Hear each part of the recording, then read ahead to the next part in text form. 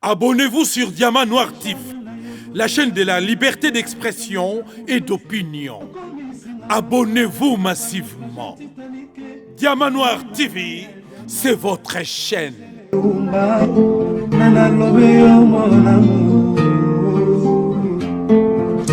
Téléfortifiant de mon corps en cas de rechute.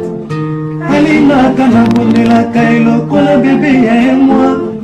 Ekila monena pesaki ngangumi ya suwa yeteo. Paske nzoto na ye pete pete lokola na malemba. Kolina na ya diama Gisele Umba. Kolina na la chaîne de la liberté d'expression et d'opinion. Abonnez-vous massivement. Diamant Noir TV, c'est votre chaîne.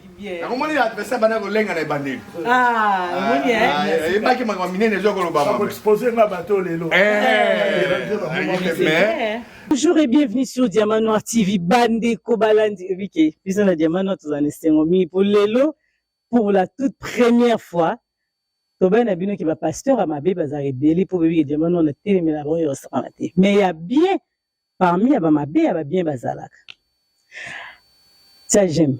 Partager vidéo pour toza en France na Île-de-France tozalina major Bemti Tongwanda o azarape mosali na Nzambe o apesa biso pe ebele na kati Diamant Noir TV boyebi ndenge elekala mais le to ane pa na biso tina biso j'aime partager mais toza pe lisusu na papa José moteyi ya monene alobaka bo Nzambe kati na bango to yamba bango vraiment na j'aime na yo ekosala bien. Hey maman Christine, vous savez j'aime, ils en ont pas cité. J'aime kaka partager vidéo. Tout bandale na papa José, tout bandana mupaya, tout bandana papa José pour mbali boso trobi. Bonjour. Bonjour maman Gisele Umba. Merci beaucoup pour cette opportunité de m'adresser pour la première fois. Pour la première fois sur Diamant Noir. Aux téléspectateurs de Diamant Noir TV. Merci beaucoup. Major, bienvenue à Paris hein. Oui, bolamu merci mingi Mama Gisele na ndenge oya mbingi ngaya wa epai ya d'abord na Paris et puis epai ya ndeko José Ngetadila na kopesa ye d'abord frère José na libotala ye merci mingi pour ba pesi esika na bango pour ete tozala awa tosala émission na opesa pe losako pe mabenisi na komba Yesu Kristo na yo moko na libutali yo na balandi ba sur Diamant Noir TV pe ba ndeko ba sur RDC. Merci mingi pona libakoli opesi biso lelo po ete tokoka ko partager le bale Nzambe na balandi ba sur Diamant Noir TV. Merci na papa José, j'espère qu'on va se tutoyer là tout si vous voyez tes potos là sur Diamant Noir. Si tu as plusieurs fois, donc tu voyais qu'on s'est tutoyé. Ok. C'est Tolobi. Qui est papa José vraiment? Juste non avant que tu y a major on va y bien. Alors déjà on a Diamant Noir et belé donc il y a que ça moi de major à côté. Mais c'est Tolobi yo. Photo yeba. En 2 mots. Qui es-tu? Naza est un homme de Dieu. N'a servi Dieu depuis 2 années et pendant une trentaine d'années en tant que coordonnateur de pays en France. Et aujourd'hui, je continue de servir Dieu en tant que pasteur. Quoi, na Diamant Noir télé mais la bomba bé mais jusqu'aux à côté nini pote ba position. Il y a ba côté ba tia dim to yo za côté ni. Je prêche la vérité. D'accord. Et je tiens sur la vérité, rien que la vérité. La parole de Dieu est ma seule règle de croyance et de pratique. La vérité, rien que la vérité. C'était juste pour te taquiner, ok, Tozongeli Major. Merci, Nayo, vraiment. Major Ngwanda. Oui. Balanda Diamant Noir TV. Bayambi, Léon à Paris. Mais babo, ça n'a raté koye, bapo, les lobbies sont sauvara. Na osambela Yesu Masia. Na osambela Yesu Masia. Est-ce que Yesu Ango Penato Tuna Lelo? Ça rappelle moi, Nzambe, tout bako sa abiso. Merci mingi Mama Gisele na motuna mona tango yo tuni wana écoute tozi ba mituna ebele sur ba nzembo oyo ndeko Martin Mboudia Kasali on za producteur vous êtes producteur de major on nous a partout quand on produire quand on ça la quand mais producteur il y a 6 chansons en plus nga ba boki ngate bon ye ba Nzambe na mwana na Jésus Christ.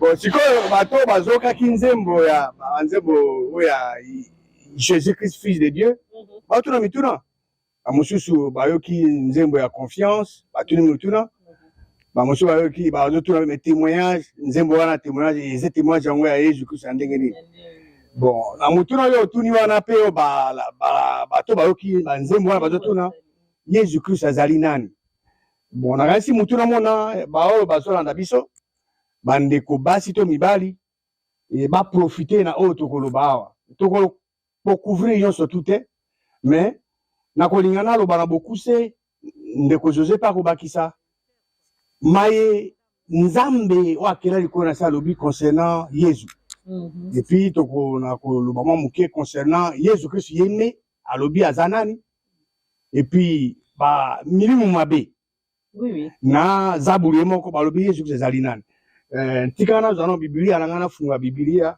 to ta na no tika la ti le memi non ozali Biblia te abomoy parole de la vie c'est qui avant majora le c'est normal c'est capable de la vérité et avec appuyer vérité na ya partir ya ba écrit donc c'est très important voilà donc tokokene tomona nzambe akela likolo na se na biloko binso alobi Jésus Christ azali nani na makomi ya Matthieu na évangile à Matthieu chapitre 3 versets 16 et 17 elobi boy dès que Jésus eut été baptisé il sortit de l'eau et voici les cieux s'ouvrirent et il vit l'esprit de Dieu descendre comme une colombe et venir sur lui.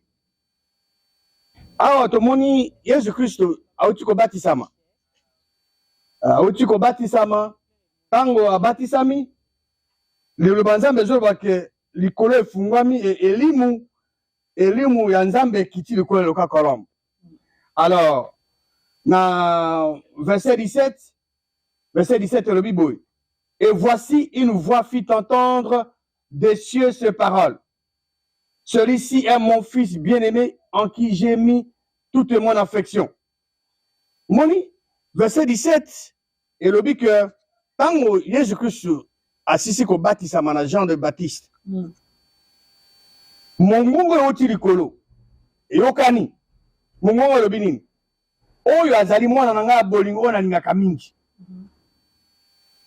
Ok. Sikoyo, nazotu na londe komwasi de komobali ozolanda. Mokeli ya likolo na sena biloko biso. Alobi ke oyoyo aza mwana nanga bolingo na ninga kamingi. Celui-ci est mon fils bien-aimé en qui j'ai mis toute mon affection. So motuna retourne de komwasi de komobali yango. Nzambe mokeli alobi ke oyo aza Jésus aza mwana na ye.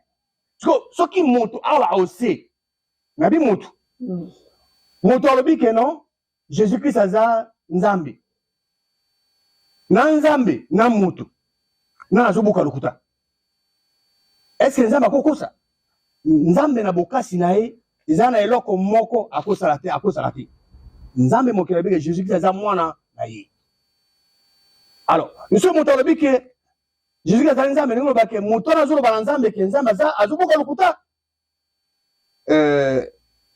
ezali likambo yo ba verset ezali ebele zo confirmer que Jésus-Christ azali mwana nzambe mais soki na kina Matthieu 16 tout dans verset 16 Simon Pierre awa eza motuna etuna maki na Petro bon Jésus-Christ a tout dit, tout en verset 15.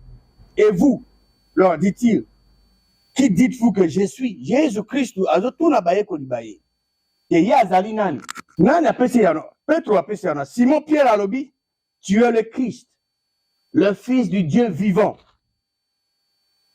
Simon Petro, aki moye koli.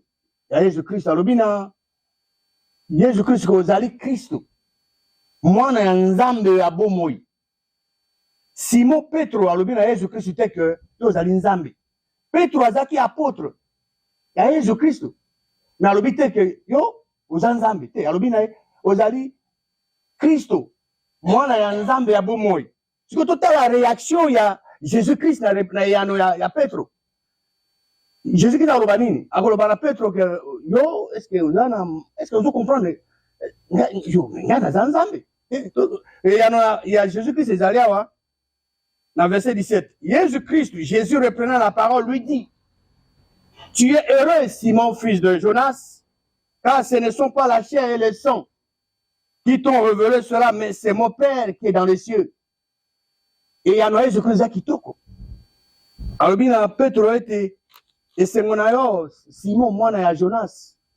Et Zali, mon sounina, makila tende, ebisio, likambolina, mais tata nangai, oaza o likolo.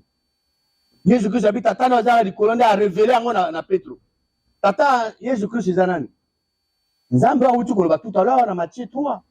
Et oyo aza mwana nanga bolingo na lingaka mingi. Voilà. Soit que total, il y a quelques versets dans Matthieu 27. En Matthieu 27, verset 43, et le bénini. Ah ouais, ça est en Jésus-Christ à Bakami au Kourousse. Mais Moyoka déclaration à Baobazo au Baka au Kourousse Balobi et puis à se rappeler dans Maïe Jésus-Christ à l'Ebisabango. Verset 43, il s'est confié en Dieu. Que Dieu le délivre maintenant, s'il l'aime.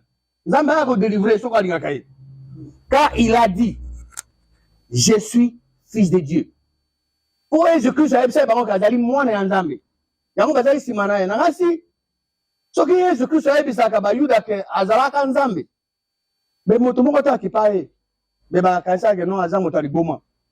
mais le quoi le bail aza mwana nzambe yango baza sima na ye aza ondima ngo te nzambe aza munene koleka Jésus Christ.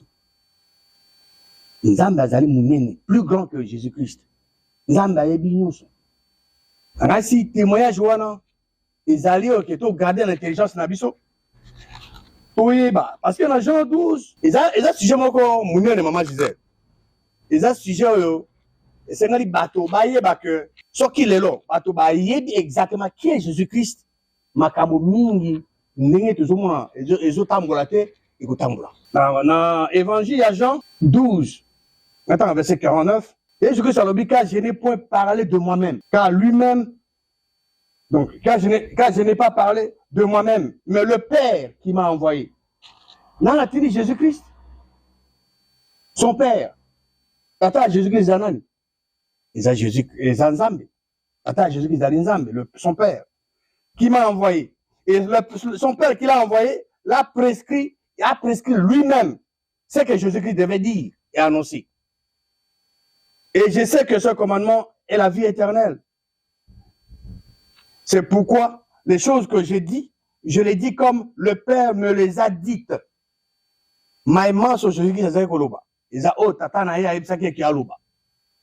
Et il y a un autre verset dans chapitre 14, verset 28.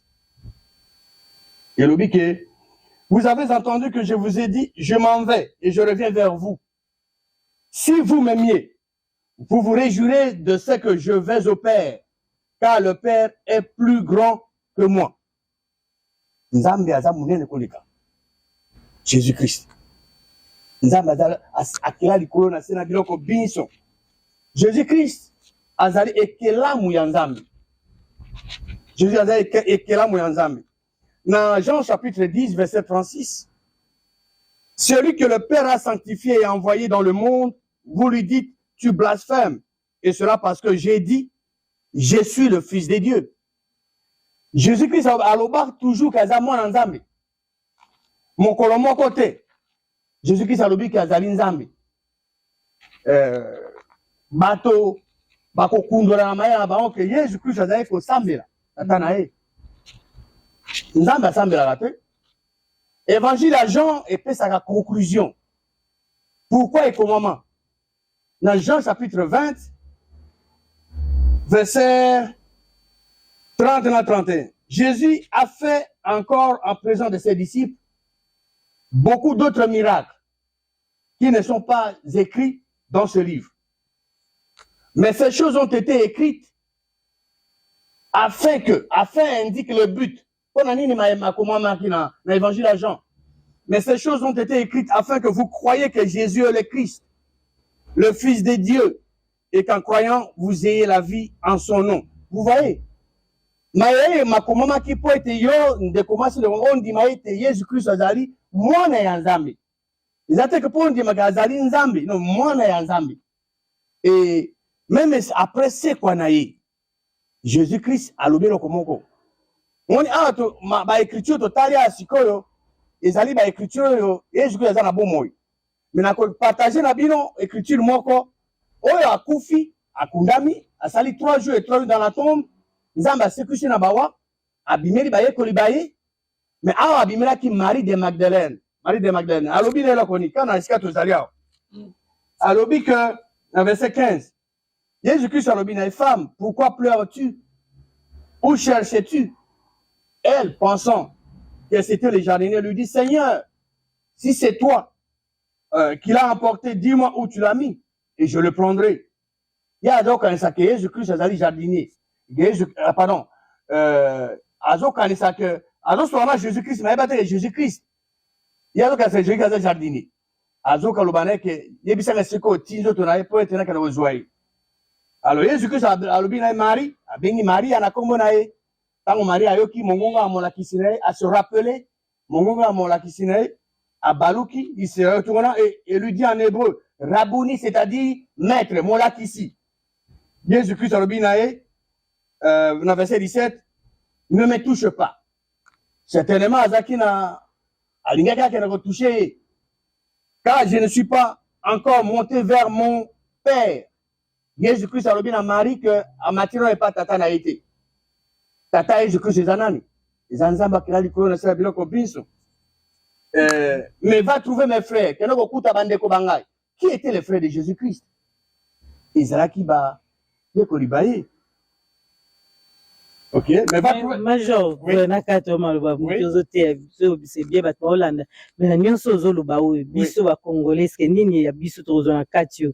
Pourtant aux ebisa biso to pour repisa papa je sais pas expliquer biso ndambu mais na nyonso zo ba biso na kati pozo isa biso ka Yesu azaki na ba yekoli bango wana ya bango kuna ko biso na kati tozo nini biso ba Congo mon sujet tozo traiter maman Gisèle les allées vital pour être soto lingito za la délivrer et c'est to que n'est pas nzambe ou akira likolo na sa biloko biso au moins loko biso ba Congolais c'est to tirer profit to mitu na mutu ne zaboué. Yon de commencer de combat le temps en Biblia. Toujours dans l'Ancien Testament. Est-ce qu'on y a si comme prophète mort sambela Jésus? Ma prophète bango banson le sambona bango. Ba ton Ancien Testament c'est pas nzambe mokeli.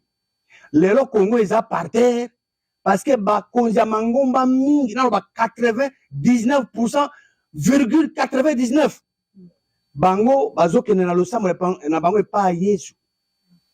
Mais dans le cas où je ne pas Jésus, nzambe wa kila likona sa zo kate. Soko balingi ke lo sambo na bango yokama. Il faut pas qu'elle pas nzambe mokeli na kombo ya Jésus Christ. Ne le délivrance ko salama. Na ngasi frère Josali akoza lo ko bakisala na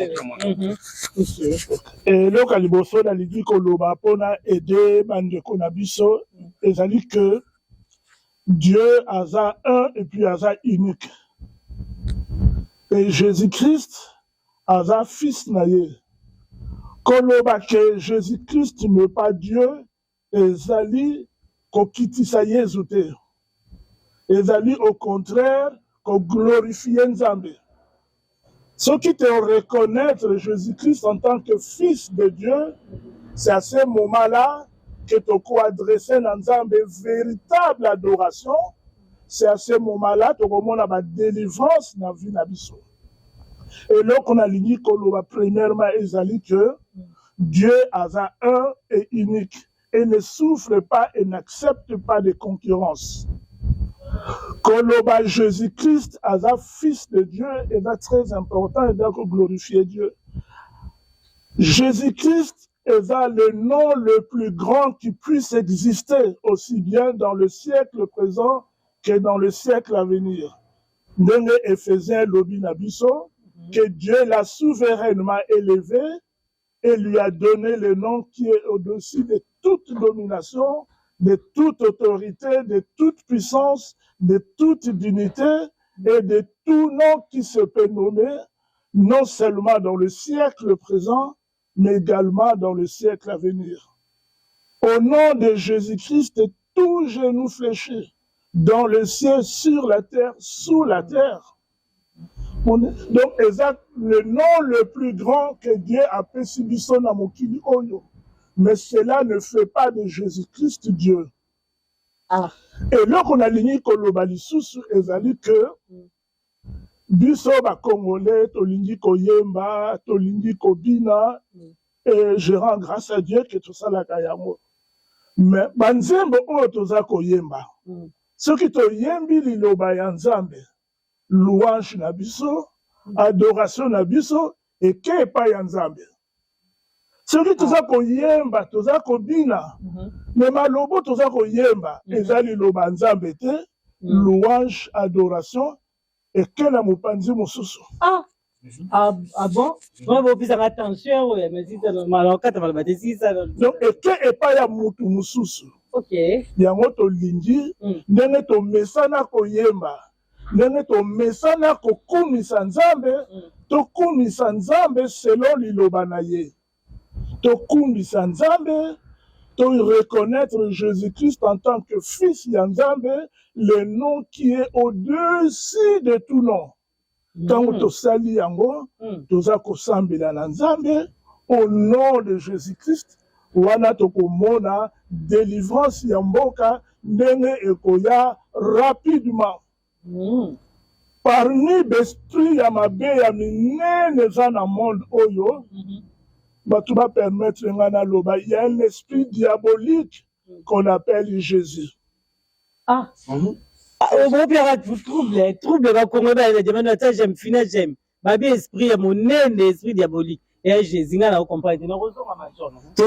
Esprit diabolique wana, nde eza koyiba adoration na biso, ezo memango epa ya diable. Pona loba bongo. Mais biso bana ya Nzambe, ndenge David azalaki kobina devant Dieu. Esengeli tokumisa Nzambe, tobina devant ye, en sachant que Jésus-Christ aza fils na ye. Maza Nzambe te. Eza impossible Jésus-Christ azala Nzambe, pour Bible eza ko démontrer yango de plusieurs manières. Juste avant révérend Gwanda sa parole, nous repensons deux exemples. Bible elobi que Dieu ne tente personne et il ne peut être tenté par le mal. Dieu ne peut pas être, il ne tente personne et ne peut pas être tenté par le mal. La Bible dit que Jésus-Christ a été tenté en toutes choses. Ah oui, exactement.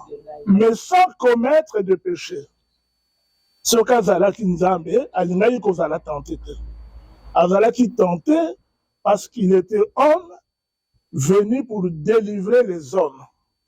Au monde, donc Jésus-Christ. Deuxième exemple, Dieu ne peut pas mourir. Bon, imaginez que nous vivons dans le monde, diable abomi Nzambe. Donc pendant 3 jours, Satan abomaki Nzambe. Donc, vide, bon, c'est comme ça que Nzambe a koufi. Nana a ressuscité Nzambe. Pour ça qu'on a koufi. A koufi qu'on s'est ressuscité. Jésus-Christ a koufaki selon le plan de Dieu. Et Dieu, le souverain absolu, son Père, l'a ressuscité. Voilà, est connu correct. Voilà quelques illustrations. En tout cas, waouh, merci. Oh, on dit que dans une question belle, dans les caméras, Yesu, biso to lobaka ka to ke na osambia au nom de Jésus to éviter. Ya moi major azo expliquer biso to zonga na koto susu. Pour opesi biso mama musique na oyanga na otika te to zonga wana. Bana jamana boza wana to zongi kota major. Waouh. Toroyoka makambo major totuna siko Nzambe wana biso tozotuna ka tozoke ozana mambo bakisa po na avancer la question pas moquer dans le sens que un moment ndenge fait ça ou to wana objectif ya Nzambe ya c'est ya lingi à se faire glorifier à sa gloire le quoi Nzambe à se faire adorer comme le vrai Dieu soko à parvenir kozwa adoration wana te ya kolinga ke moto mususu azwa kemo wana lokola bato akanisaka Jésus aza nzambe aza mwana apesi yango na ye to apesi na eloko mosusu alors eloko lobi eza motuya il faut bana mboka bayeba yango po batika kopesa gloire na bango na eloko mosusu to na nzambe oyo ase bapesa na parce que ye eza bolui moko ntango ake kotente Jésus Christ alobi ne soko ozali mwana ya nzambe alobi ne teke soko oza nzambe mais frère wuti oloba tout à l'heure que Dieu ne tente personne et il ne peut être tenté par le mal. Non. Ba esprit diabolique. Tant que on a Jésus Christ, bazo banae, yo za mwana ya nzambe. Bazo ba jamais ko za nzambe. Alors ça très très important na sujet wana. Bande konabiso surtout à RDC, so qui pasteur aye a le banayo que sambela kenena lo samone pas Jésus. Pasteur wana non, azo memo nanzele ya nyamu. Oui, makomi mazali bebo. Il y a aucune écriture biblique. Au bana Genèse, Apocalypse, eux que Jésus-Christ azali nzambe auto droper sa prière nzambe. Il y a aucune écriture biblique que je recommandais na bato, ba que na prière et pas à Jésus. Exact. Mais le problème est que on se trouve ça confiance dans nzambe andi, tout ça na batute. Ma question peut en ayer, na mutuna wana na nzembo na confiance. Maman Gisèle, confiance, et ça sujet moko munene. Avant de répondre à la question, on attend un verset moko na Isa na Jérémie. Ça verset moko za koli na bato batanga na Biblia. Ça et si quand ça bazolo ba que couper sa confiance na mutute. Jérémie 17. Couper sa confiance na nani siko na mukalo to pia confiance na batute. Confiance. Confiance ba nani? O confiance o pesa kana nzambe. O couper sa confiance bobe na nzambe o akela likolo na sera biloko bison. Ah d'accord. Jérémie 17, verset 5, tout verset 5. Ainsi parle l'Éternel. Dans nzambe nda zoloba. Mokela likolo si. Maudit soit l'homme qui se confie dans l'homme. Soki yo lingi o la kela mama be. Soko lingo za maudit. Pesa confiance na mutu. Mais dit papa na na pesa, maman na pesa. Na ko lingo c'est très important. Moni ko pesa confiance na nzambe mokeli. Elimi koloba kotambola eyenge bena liloba na ye. Soki moto apesi yo conseil eyenge bena liloba ya nzambe. Isa ko parce za malamu ça liloba nzambe. Ils ont représenté nzambe. Oko séparer nzambe tena liloba ya ye. Alors, biso faut pesa confiance na nzambe na pesa confiance na liloba ya ye. Alors, elobi nini? Maudit soit l'homme qui se confie dans l'âme, qui prend la chair pour son appui.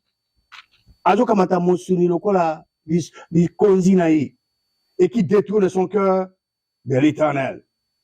Mais verset 7 elobi, béni soit l'homme qui se confie dans l'Éternel et dont l'Éternel l'espérance. Oh, mais après si confiance dans nzambe aza béni. Maman Gisèle, ba raison ezali ebele.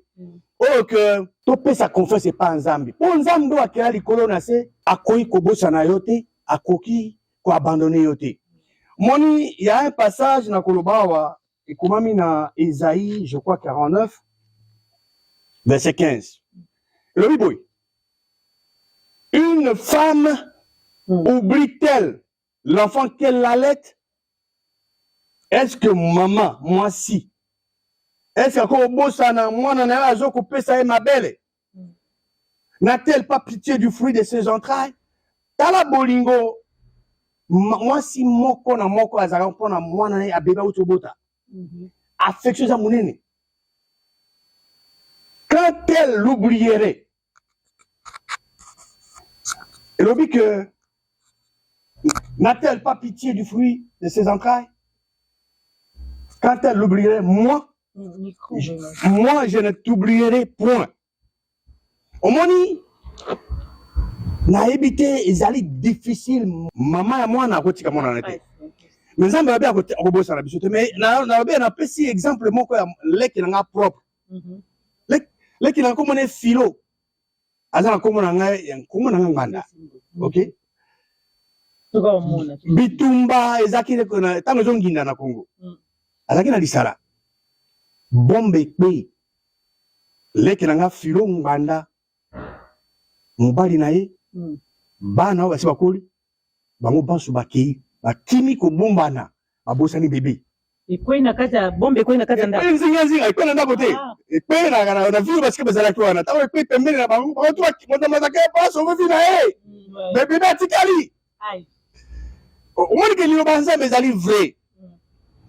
Bakuta mo komi kuna ba se retrouver bébé batikali. Mais si comme Loki ba kene ko zo bébé. C'est pour vous dire que lilo banza meza solo ko pe sa confiance na moto te. Moto Azabo belle moto maman Gisèle. Moto to na expérience e belé na vie. Moto ako baluka lokola nyoka asui yo katisi mai. Moto ako za lokola mbo katisi mai asui yo lisusu. Moto okomi boma pona ete. Yesu Christ ami boma akufa pona biso. Afuti nyonga biso banso. Moto aza obese moto. Donc okomi tuna ogotuna ngabi me moto na opesa confiance. Oya bianga mi moto opesa confiance ete ndenge malobi. Parce que moto ako décevoir. Nzambe mokolo moko te ako abandonner yo. Nzambe mokolo moko ta otika mais moto ako abandonner yo. Pona ba intérêt na personnel. A oublié ko abandonner yo mais nzambe ako sala ngote. Habitué so frère Zazali kamoka baksawa. Faut baksa mudabi na biso makamani yo kala baksa na tuna. Un des moyens adversaires à utiliser pour éloigner biso na nzambe. Les alliés amema biso na banzela ya mabe. Omoni ndenge na lobaki Jésus-Christ, fils de Dieu, est le nom le plus grand que Dieu nous a donné. Si comme Moutou a adressé prière na Nzambe, au nom de Jésus-Christ, fils de Dieu, a plus que vainqueur dans toute situation. Ah, donc faut dire toujours au nom de Jésus. Au nom de Jésus-Christ. Au nom de Jésus-Christ, fils de Dieu. Non pas nécessairement le fils de Dieu, mais na Moutou na yo oyebi que Jésus-Christ oyo na sendi prière na Nzambe au nom de Jésus-Christ. Jésus-Christ wana aza fils de Dieu. Wana prière na yo eke na destination Nzambe et Nzambe akopesa yo eloko osengi. Sikoyo moyibi azobungisa biso nzela ndenge nini azoloba na biso tokende kosambela Dieu le Fils Jésus-Christ. Dieu le Fils Jésus-Christ toyebi Bible yebi ete wana bakama monguna. Tango moto akeya lobi Nzambe na ngai Yesu Christ na sambeli yo.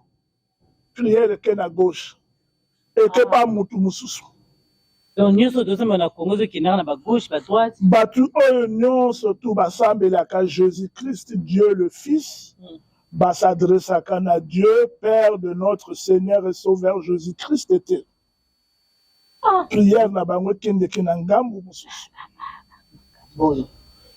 Donc, qu'on prier Dieu au nom de Jésus-Christ, il y a un moment où amenaka délivrance, il y a un moment où permettre de marcher sur le feu, il y a un moment où permettre de traverser les eaux, il y a un moment où permettre de déplacer ma montagne.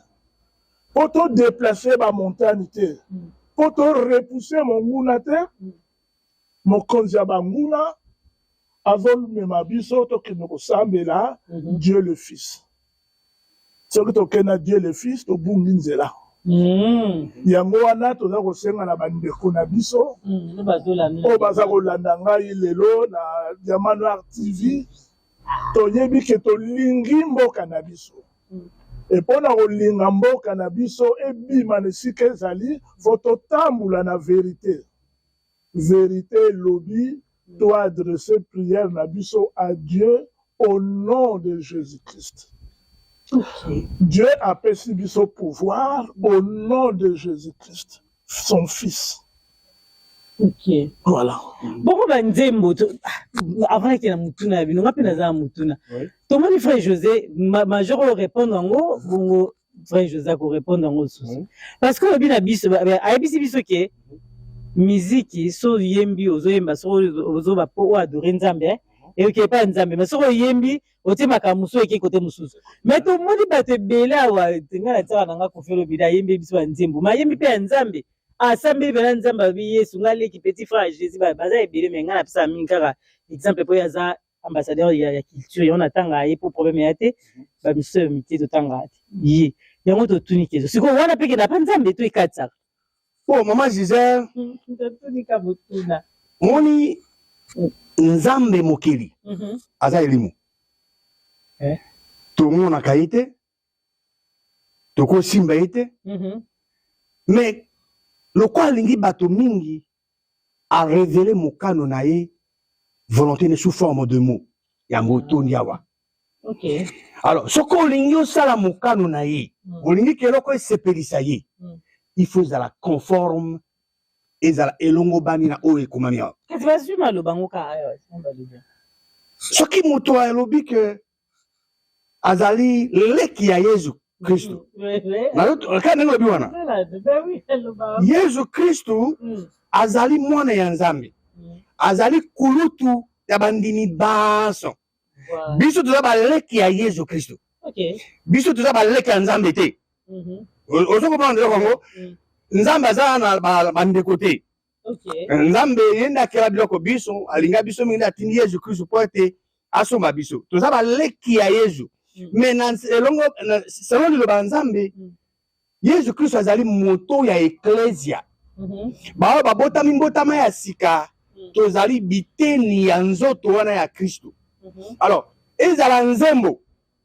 ndenge bato yemba so moto azemba oh Nzambe na ngai Yesu azoyembela zabulu azoyembela frère utoba tout à l'heure esprit ya munene oyo lelo bakumisaka na mokili kombo na Yesu soko yika moto na losambo to na nzembo Yesu to Nzambe na ngai Yesu Nzambe na zabulu o esprit wana ko Yesu Nzambe mokeli ya likolo na se ya alingi batia Nzambe musuli bosona ite tango yo bike Yesu aza Nzambe lingo bake na lopoto abengo idolâtrie yango wana alors nzembo so moto alingi nzembo na ye ekende pa Nzambe il faut ayemba ngo eyenge bene na liloba ya Nzambe ezala conforme ezala teke gauche à droite donc nasi frère alinga bakisa quelque chose na Maman Gisèle, les questions posées biso est très important. Na yebi komemi biso na domaine otolobaka discernement des esprits. Oui. Batu nyonso tu na mokili o bakomi benga leki ya Yesu baza nécessairement baleki ya Yesu te. Photo yebaka yango. OK. Bakomi benga baleki ya Yesu bakomi benga ba serviteur ya Yesu. Na dernier moment Jésus-Christ a rotala bango koloba na bango ayebi yote kende mopanzi wana. Diable azali très risé ayebi ko bomba na masima ya maloba ya bato maloba no ka ba koti donc photo landa liloba moto alobi e bandila ti suka total soki na kati wana glissé te na kati wana eska glissé te po banzembo wana eza surtout wana eza très émotionnel tango moto azoyemba ngo amikotisi ye nyonso na kati ya nzembo tango mikotisi na kati ya nzembo na cadre wana obandi adoration na yo obandi louange na yo malobo oyo ozobimisa kolanda kaka France asuka te kenga leki ya Yesu malobo oyo obandi kobimisa wana eza juste to eza juste te diable ayebi kose cacher akotisi yo maloba mabe ebele na suka alobi ngai leki ya Yesu amelisi yo masumu nyonso tu na suka osali na eloko moko te tozala mayele ntango tozoyoka banzembo ntango tozobina banzembo tozala na renouvellement de l'intelligence. Jésus nanga la bengaka yo chouchou aye moi eloko fe Jésus alobi wana eloko kolingisa yo ndeko mwasi ndeko mobali ososola eza liloba Nzambe soko oza na boyebi ya liloba ekopermettre ntango nzembo ezoleka ozo analyse nga la lumière na liloba Nzambe po liloba Nzambe eza mwinda liloba Nzambe eza mwinda eza polele mais soko oza kaka ozokende ngulungulu na kati ya molili bamemi na kati ya molili akaso yabi Jésus nanga na bengaka chouchou aye Ah, mon Jésus-Christ, au moni, oki batu mosusu baloba, oh, na bala Yesu. Donc, maman Gisèle, baza ibere bazo babala Yesu. Donc Yesu azali poli, azalani, azala basa mo combien na mutli. Même maman ça bala Yesu na pesi mbote. Il est moi ça ezali boso mais na za mubulu. Eh, ce que vous avez l'habitude de commencer, goto bobi babala Yesu te changer. Changer Jésus-Christ aza kulutu na yo. Voilà du point de vue de la parole de Dieu. Pe aza mokonzi na yo. Azali moto. Oui. Biso toza biteni ya nzoto wana. Ya Kristo ba bote mota masika. Ezali o tozo bimisa na monoko tozo loba na o tozo sala il faut zala eyenge bene we na liloba ya Nzambe. Soki boyete toza koto mosusu. Nzala zaka mibale. Mama Gerda Keba babi ko bala Yesu na loyingite. Wana biso soto toyoki balande diamano ati toyoki tozui. Qui pouvons-nous témoigner de la personne de Jésus-Christ? Merci mingi maman Gisèle motuna mona ezali ya motuya. Ya liboso na kotanga passage moko bato mingi bayebi yango batanga kango bayemba kana banzembo na évangile à Jean chapitre 14 elobi nini na totanga verset 6. Jésus-Christ alobi Jésus lui dit je suis le chemin, la vérité et la vie. Nul ne vient au Père que par moi. Na mokili oyo tozali. Soki mutu, n'importe qui, o alingi akende atteindre Nzambe mokili. Nzira ngo ezaka se moko. Nzira ngo komo Yesu Christ. Eza komo musute. Moni ba prophète ba tona na Biblia. Ba homme de Dieu ko bana Adamu na Eva tilelo. Ban so bakufa. Kaka se moko. Nzambe asekusha na bawa. Komone Yesu Kristo. Ko nzirango ezali. Nzirango ezali esengeli otatulo na monoko mwayo ke mokonzi azali. Yesu aza mokonzi. Et que Nzambe mokeli asekusha na bawa. Donc c'est qu'on dit malaka tia motema Nzambe asekusha na bawa. Témoignage ya munene oyo l'équipe minene oyo ezali nouvelle la plus grande na mokili mobimba. Nesika wana pa répondre moto to kena na Marc chapitre 16. Awa Jésus-Christ azana nzoto na ye asekwa. Aye awa ose abotami a accompli mission na ye. Akufi asali butu misato mikomisa asa mabele. Nzambe mokeli na nguya na ye asekushi Jésus-Christ na bawa. Na nzoto na asekwa abimeli baye ko libaya lobi nini. Na Marc 16 dans verset 15, puis il leur dit, allez par tout le monde et prêchez la bonne nouvelle à toute la création. Témoignage l'équipe a témoignage nouvelle l'équipe a nouvelle union sur la mokile, c'est toi annoncer na bato. Été Nzambe akela likolo na sabilo ko binso a sécuriser Jésus-Christ na bawa. A charger bango mission wana po ba kende ko panzango partout. Et oya kondima celui qui croira. Celui qui croira quoi? Celui qui croira que Dieu a ressuscité Jésus-Christ entre les morts. Et qui sera baptisé sera sauvé. Mais celui qui ne croira pas, celui qui ne croira pas que Dieu le Créateur a ressuscité Jésus-Christ entre les morts, sera condamné. Voici les miracles qui accompagneront ceux qui auront cru. Les miracles accompagneront ceux qui auront cru quoi? Que Dieu a ressuscité Jésus-Christ entre les morts. En mon nom, ils chasseront les démons, ils parleront de nouvelles langues. Donc, la nouvelle témoignage concernant Jésus-Christ était Nzambe mokeli a sekusa Jésus-Christ na bawa. Kondima wana nde kotia wana nzela ekomemo epa Nzambe mokeli. Mutu nyonso ala ose oyo andimi te que Nzambe asekusa Jésus-Christ na bawa mutu mona akoko koma epa Nzambe mokeli te akozana nzela wana te boye epa Nzambe. Donc c'est ça le plus grand témoignage autour ça concernant Jésus-Christ. Merci beaucoup, révérend Ngwanda. Qui est Jésus-Christ? On a aidé les sous-bandeko na biso. Na linito se rappeler que péché est kotaki na mokili par Adam. Adam azalaki nzambe te, azalaki mutu. Avec péché ya Adam, ba maladie, mort et koti na mokili. Nzambe, par son amour, a décidé qu'il a racheté biso. Pour racheter biso, puisque péché zalaki commis par un homme, légalement, il fallait un homme à racheter l'homme. D'où Jésus-Christ, l'homme, le Fils de Dieu.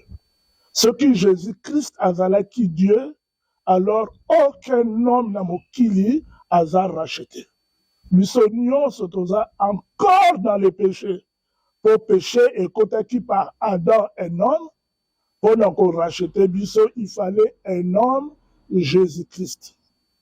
Jésus-Christ a yé na mokili, à obéir dans Nzambe en toute humilité, jusqu'à quoi accepter la mort sur la croix. Il est mort 3 jours et 3 nuits après. Dieu a ressuscité d'entre les morts. Après, Dieu a élevé na droite naye et a fait de Jésus-Christ le Seigneur, le nom le plus grand qui puisse exister. Donc, dans Moukolo Alelo, Nemi Révérend Gwandalodi, tout homme qui confesse de sa bouche que Jésus-Christ est Seigneur et a croire dans fond, il y a cœur que Dieu, l'unique, a ressuscité son fils Jésus-Christ, homme d'entre les morts, a commis à ce moment-là fils ou fille de Dieu. Et c'est là la grandeur. Une fois que commis fils et fille de Dieu, Dieu a bengi biso comme témoin, il y a résurrection, il y a Jésus-Christ. Nous sommes les témoins de la résurrection de Jésus-Christ. Il y a une bonne nouvelle, tout ça comme dans le monde. Jésus-Christ, homme, a obéi à chaque iota la parole de Dieu, Papa Naye. À partir de là, a sauvé Bisso, l'autre a sauvé par lui. Mais ça ne fait pas de lui Dieu. Mais une fois que Dieu a élevé, Dieu a perçu son nom, il y a Jésus-Christ comme procuration d'Abisso, comme autorité d'Abisso, pour marcher avec puissance dans le monde. Tout ça, ce qu'on a nom, il y a Jésus-Christ, ce qui est comme vous allez, au nom de Jésus-Christ, j'ordonne ceci. Au nom de Jésus-Christ, je veux ceci. Au nom de Jésus-Christ, je veux cela. Tout ça, quoi adresser prière dans Nzambe, au nom de Jésus-Christ, et tout au monde. Donc, le nom de Jésus-Christ est le nom le plus grand qui puisse exister dans le ciel, sur la terre, sous la terre, dans le siècle présent comme dans le siècle à venir. Il reste le Fils de Dieu et c'est ça la véritable adoration. Oh, il y a même la délivrance dans la vie à Moutou, oh, il y a même la délivrance dans Mboka. Wow, merci Nabino. En tout cas, la Congolais surtout, on va se rendre à na kata diamano, on va toujours bon tout ça, tout comprendre, tout yeba. Au biso te yu malamute. Pour les autres, on a pasteur, frère. Batunion sera bêti au kabu au koyekuna au nom de Jésus kuna bazo bambana bazo buka na mapeka kwa nini major wana izali babenga contrefaçon na lopoto contrefaçon batu batu so kikuna mais yango na te na osenga bandeko bazo landa émission na yo bakene na Biblia batala parce que exemple na biso tout pos za Jésus Christ exemple est-ce que Jésus Christ a osa ndengwana te. Non, Jésus-Christ a une compassion na bata, ça va miracle le Seigneur elongo bani, ezana comment ya. Soko moni muta bano sala biloko wana eza conforme na lobanzambo. Webi ke ote pa nzambo mosusu, banzambo bazaka mibalite. Nzambo ya solo, watina mwana na Jésus-Christ na nzambo ya lokuta. Alors ba wana bazo sala na nguya nzambo mosusu wana. Po kembo zo kene pa nani, tamba osala ndengwana.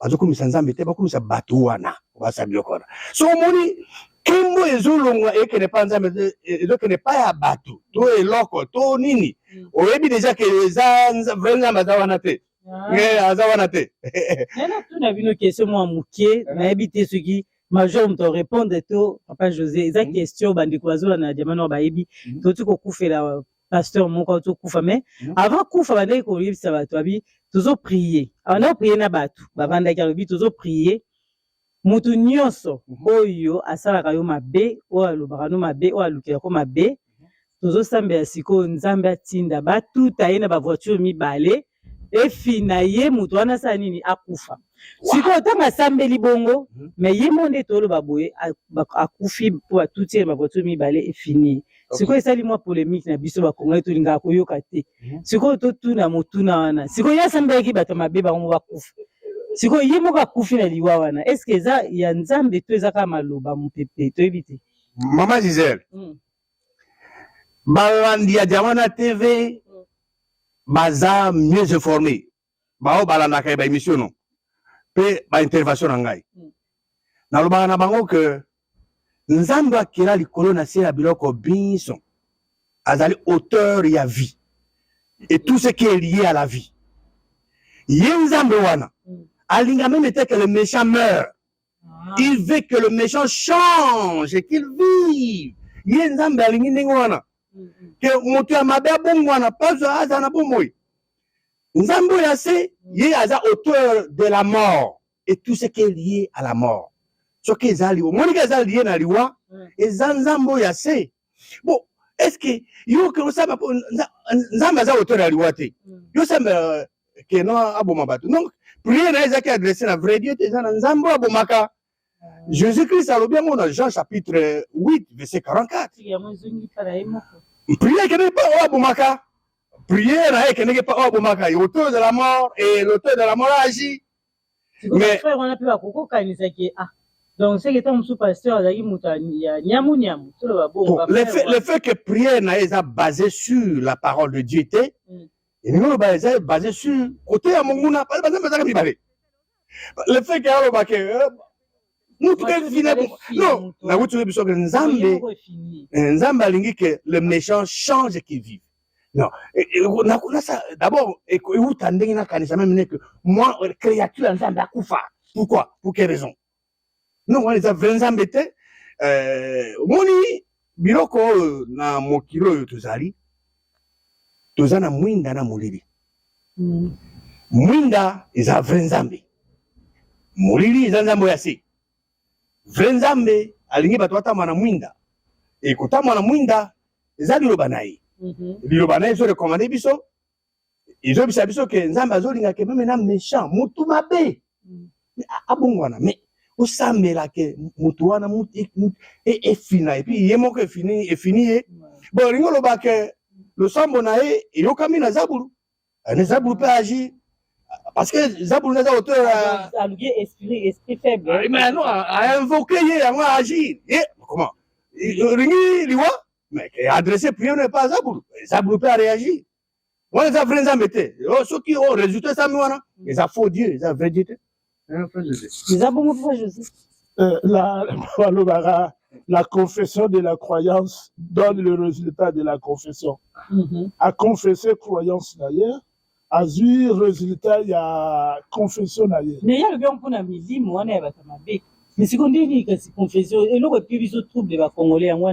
Bon muta sambeli mpona bato mabe mais sikondeni ye moko et ye panayi na monde ya adversaire pitié zalaka te tango basi basise yo aussi sans valeur tout peut arriver à tout moment baza susu na pitié na yo te ya mwana nazoloba na balandi ya Diamanoir TV to yeba ko discerner la lumière ya parole ou ozana nzambe ou ozana mutu mosusu mais okoki kozala na katikati te ou ozana nzambe ou ozana mutu mosusu nazoba na domaine spirituel ou ozana nzambe ou ozana na mutu mosusu nulle part na Bible tomona mutu moko azoservir du Dieu véritable atie boye bato bakoye. Nulle part na Bible tomona mutu aza ko servir véritable nzamba che mu pepe batu bakoyi eloko nyonso nzamba asalaka ezalaka na utilité Dieu, le Père de notre Seigneur Jésus-Christ, n'est pas un Dieu de spectacle gratuit. Non. Il y aura toujours une utilité.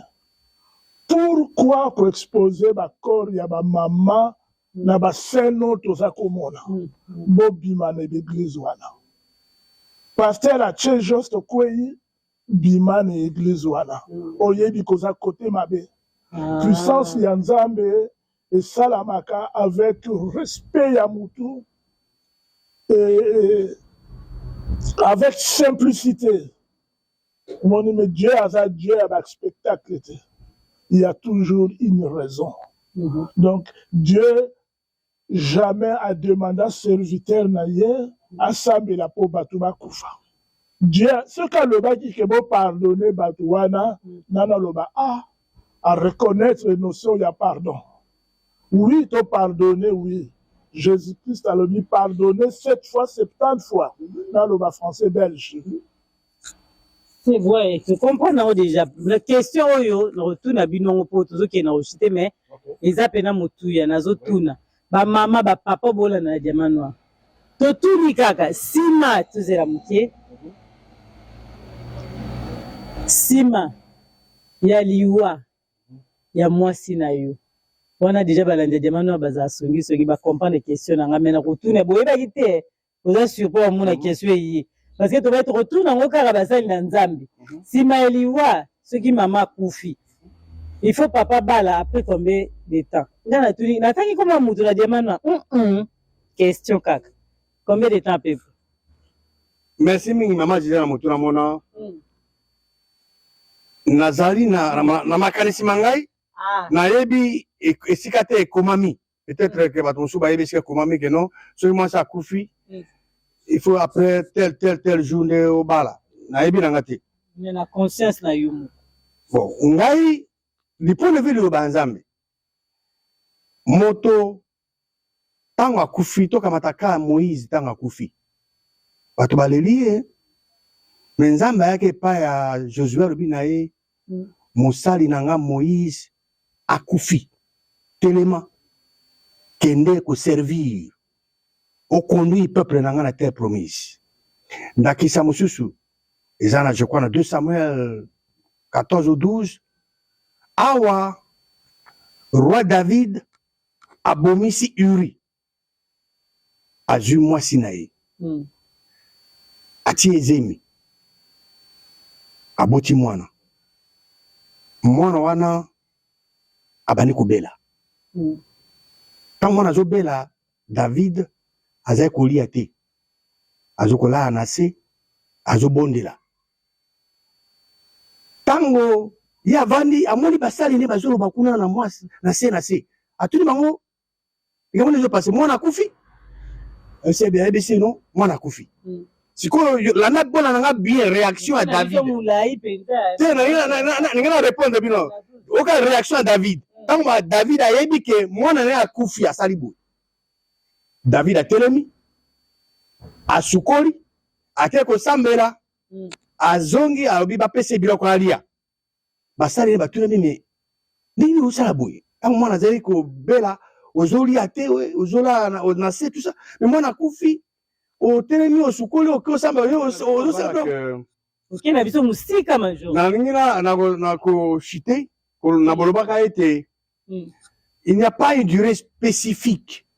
Kanakata le banzambe que non après liwa ya mwasi mobali fazala na ebité mais Abraham azaka mobali Sarah tango akufi abalaki ketura mais na ebité après combien de temps mais ana ko lobaka que il n'y a pas une durée spécifique et comment na le banzambe na ko utiliser mais doit dépendre na moto na muna ya zana mwasi na eto mbai na e mais la conseil major combien de temps dozo muna kandi mukile etambola moto zakini ova na taba inane ba 3 jours ba 2 jours ba combien en tout cas écoute là moi muke parce que yo représenter kamba so disait que moi ça kufi lobby après 1 mois okobala bato tout ba ebika que non moi si ozo bala siko bozakene banakala Au plus, c'est pas moi, comment, au bas, la gare, moi, ça confie il y a 2-3 mois. Moi, c'est mon chouchou. Au bana, au hasard, au hasard, qui n'est qu'à là. Papa, là, moi, c'est bon, là, mais tout le monde, yo, connaît pas, aventure, yo, non. Comment, moi, surtout, que tu vas, 2 mois, 3 mois après, bah, moi, là, que nous, moi, c'est mon chouchou. T'es beau, ça, qui n'est pas là. Ah, oui. C'est même question, hein. Maintenant, on est qu'à micro. Ok, très très bonne question. Premièrement, Bible et Pessibiso délété. Ceux qui disent au Pessi délé, ils ont le droit d'être charri avant le béton, ça là, il y a monté.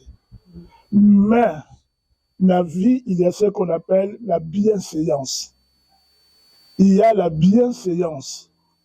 Alors, ceux qui opèrent de partenaires dans la vie, Moubalito Moissi, respect à mémoire à l'autre s'impose Nabiso. Respect à mémoire à l'autre s'impose Nabiso. Ce qui Moutou Amoni, ça c'est José l'homme qui parle. Ce qui Moutou Amoni, que Akoli, Akoki Kofana na Yebongo a servir Nzambe en étant célibataire, alors afin d'abongo. Ce qui Moutou Amoni, que ce qui n'a fandi boye n'a ko brûlé, n'a ko tamboula lisusu biente, il vaut mieux abala.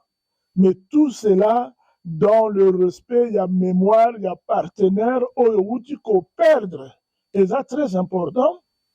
Tout ça qu'on vive, tout ça qu'on loue premièrement, tout plaire, Nzambe. Après, tout ça, na batou, tout ça, na bango, bazo mona, bazo talabiso.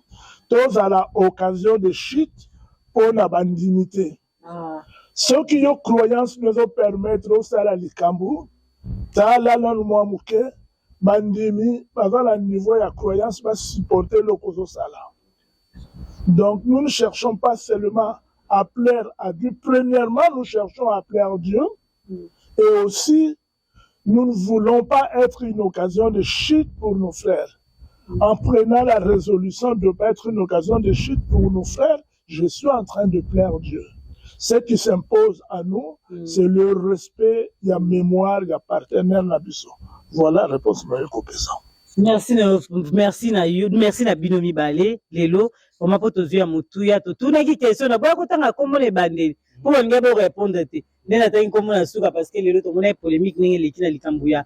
Pasteur Marcelo, et quoi ici bandime belé, quoi ici bato belé, surtout biso to na rondima mukie, to lembi su makasi to adonga so na kufi na yemba moko akei. Ya momo to tuna question to baki to tuna yango ba bato bayebi Bible malamu nde bomeka mpe ko expliquer biso ndenge kaka bolobi poso zaki mwasi bo biso te mwasi fa umela mais bo répondre biso malamu balanje de manu activi bazui penza ya motu ya bo expliquer biso Jésus bo expliquer biso o bolobi na mokola lelo na bi ke frère José Zamba suka te na diamano activi miko ezali toza toujours wana donc diamano ezali bino so ya kolobeza fo bolobaka major ngwana moto lo veyate po ya zala déjà wana na kati ya diamano donc to baxi so libone la lingala bela libone moko majorni no tiki ya ba congolais o balandi bino na moko lelo surtout na Paris pour to sepeli kutu ko yambo to beta mamba bata Paris te penza babi bata Paris bakima ba siko major rawa ndenge ni nezole ka ba séjour to tunata nwana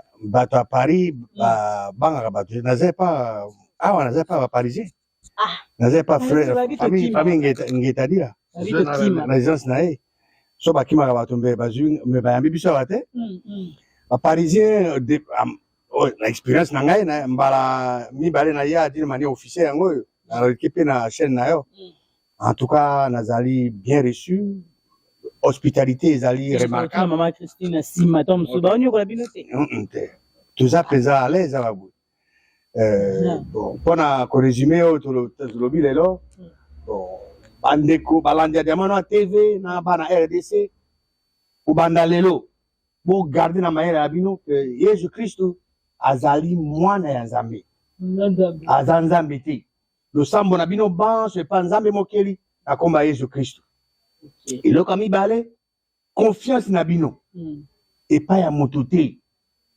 moko bomanzo to pona moto te moto akobwakisa yo moto azo basé ba déjà mis sur l'amour de l'argent moto ako abandonné yo pour intérêt personnel ata obomi to pona ye ata osali nini akubwakisa yo pesa confiance na Nzambe Nzambe akobosana yo te akoabandonné yo te. Et témoignage monene l'équipe la nouvelle la plus grande de toutes les nouvelles du monde entier eza koyebisa na bato ke Nzambe akela likolo na se ya biloko biso asekwisa Yesu Kristo na bawa. Tango yo ozoko pesa sango na bato bakondima yango bakobota mambotama ya sika bakobi bana na Nzambe ya basi to mibali seko na seko ntango Kristo akozonga bakozala elongo na ye. Pesa maloba pa José. Merci beaucoup. La balanda Diamant Noir. Pour Lélo, pardon, la Katioma, avec tous les respects. Bateau la noix Diamant Noir. Donc, yo, bandano, sous ma majeur à l'obité. Mais ce qui est dans l'ikam, moko kaka.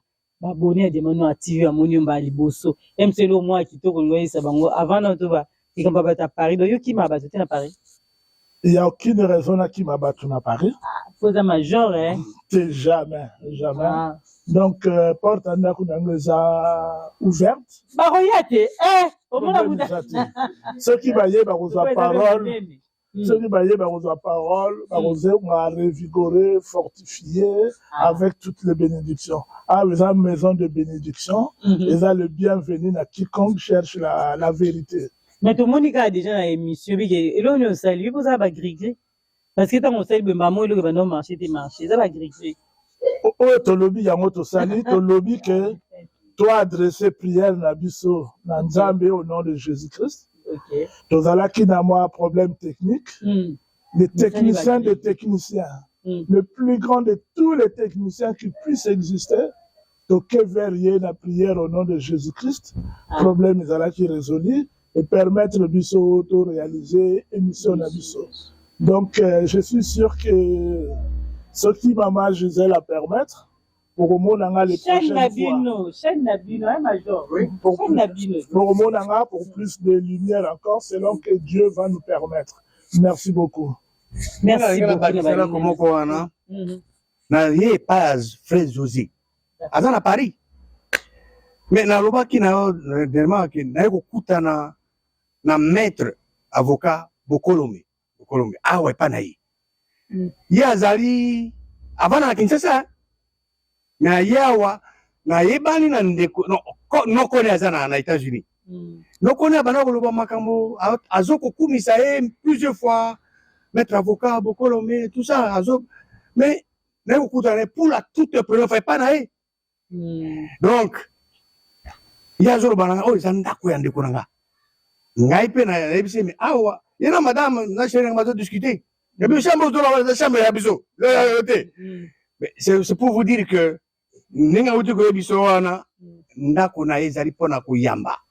c'est une famille hospitalière.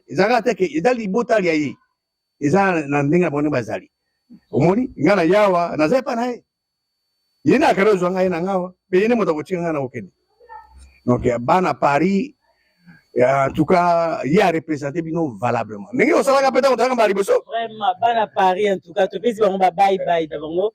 Moi, tu as des connus aux États-Unis, na besoin de Bino. Bye bye, tu coutani à très vite. Le sambo, tant qu'on fait José Sambeli. Pour le coup, tu me disais, nous sommes tous les gens qui sont Sambeli. C'est ça.